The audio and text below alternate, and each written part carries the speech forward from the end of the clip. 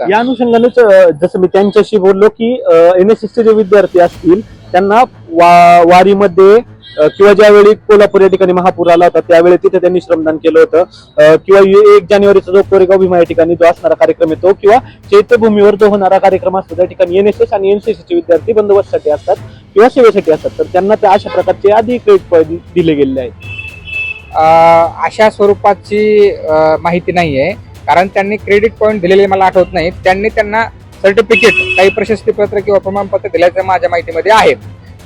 तुम्ही जे म्हणतायत की वारीमध्ये सावित्रीबाई फुले पुणे विद्यापीठाचं एक युनिट असतं, तो त्यांच्या कृती कार्यक्रमाचा भाग आहे. म्हणजे त्यांचे जे काही ऍक्टिव्हिटी होतात राष्ट्रीय सेवा योजनेच्या, त्या कार्यक्रमामध्ये तो एक उपक्रमांचा भाग आहे की एक फील्ड वर्क करायची म्हणून. तो भाग NSSचा भाग तो आणि हा इथला धार्मिक याच्यामध्ये खूप तफावत आहे. आमचं म्हणणं त्याला विरोध नाहीच आहे, परंतु विनाकारण एखाद्या विद्यार्थ्यांना तशा स्वरूपाची बळजबरी करणं हा मुद्दा आहे. आता तुम्ही जे सांगताय की वारीमध्ये किंवा इतर ठिकाणी अशा स्वरूपाचे विद्यार्थी अगोदर गेलेले आहेत, तो नैसर्गिक आपत्ती जर असेल, नैसर्गिक आपत्तीमध्ये सोपं कोणी येऊ शकतं. तिथं कुठलाही जात धर्म रंग याचा काही विषय नसतो. नैसर्गिक आपत्ती जर असेल आणि देश हिताच्या जर गोष्टी होणार असतील तर आम्हाला क्रेडिटची पण गरज नाही, आम्हाला दुसऱ्या कुठल्याही प्रलोभनाची गरज नाही.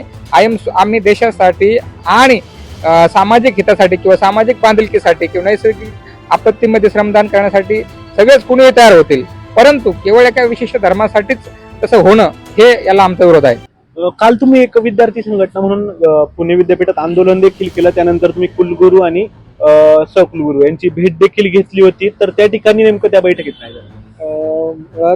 कुलगुरूंनी, आंबेडकरी संघटना आणि छात्र भारती अशा वेगवेगळ्या संघटनांनी त्याच्यामध्ये जाऊन कुलगुरूंशी संवाद साधला. कुलगुरूंनी त्यावेळेस सांगितलं की हे फक्त नाशिक जिल्ह्यापुरतीच मर्यादित असेल आणि ऐच्छिक असेल, त्याबद्दल अजून पुढचे होणारे मीटिंग आहे त्याच्यामध्ये निर्णय होऊन जाईल.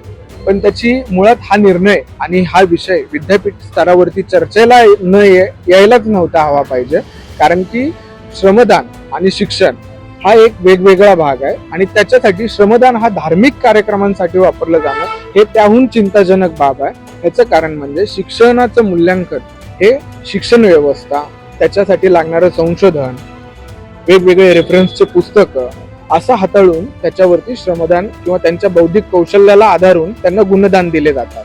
एकंदरीतच हा निर्णय आम्ही रद्द करू असं काय आश्वासन मिळाले नाही, त्यांनी विचार करू असं सांगितलेलं आहे. रद्द करू याच्यावरती त्यांनी अजिबात चर्चा केली. तर हा जो निर्णय तो रद्द झाला नाही तर यावर काय भूमिका असेल? सर्व विद्यार्थी संघटना, आमचे सर्व मित्र परिवार आहे, डॉक्टर बाबासाहेब आंबेडकरांच्या आणि हा पूर्ण पुरोगामी महाराष्ट्राचा इतिहास आहे, फुले शाहू आंबेडकरांच्या विचारांचा इतिहास आहे. तिथे धार्मिक ध्रुवीकरणाचं कुठलेही मुद्दे अशा आणून कार्यक्रमाच्या माध्यमातून शैक्षणिक व्यवस्थेत जर असं धार्मिक ध्रुवीकरण होत असेल तर नक्कीच त्याला सर्व विद्यार्थी आणि युवक येऊन त्याचा विरोध करतील, संघटना एकत्र येऊन विरोध करतील.